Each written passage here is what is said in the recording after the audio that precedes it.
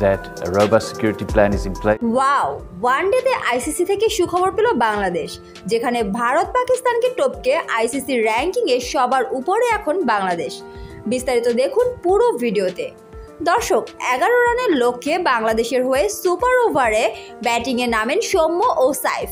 বোলিংয়ে এসে প্রথম বল ওয়াইড করেন আকিল, পরের বল করেন নো। তাতে কোনো বল করার আগেই 4 রান খরচ করেন এই স্পিনার। ফলে সমীকরণ দাঁড়ায় 6 বলে 6 রান। প্রথম বৈধ বলে 1 রান নেন সৌম্য, দ্বিতীয় বল ডট খেললেও তৃতীয় বলে 1 রান নেন সাইফ, চতুর্থ বলে আউট হন সৌম্য। নতুন ব্যাটার শান্ত এসে পঞ্চম বলে 1 রানের বেশি নিতে পারেননি। এরপর আবার ওয়াইড দিলেন, শেষ বলে 3 রান প্রয়োজন হয় বাংলাদেশের, তবে কেবল 1 রান নিতে পেরেছেন সাইফ। তাতে প্রথমবার কোনো সুপার ওভার খেলা হারল বাংলাদেশ। এদিকে ওয়েস্ট ইন্ডিজের বিপক্ষে টানা দুর্দান্ত পারফরমেন্স, ধারাবাহিক জয় আর খেলোয়াড়দের অসাধারণ ফর্মে আইসিসি ওয়ানডে র্যাঙ্কিংয়ে ভারত ও পাকিস্তানকে পিছনে ফেলে এখন 1 নম্বর স্থানে বাংলাদেশ।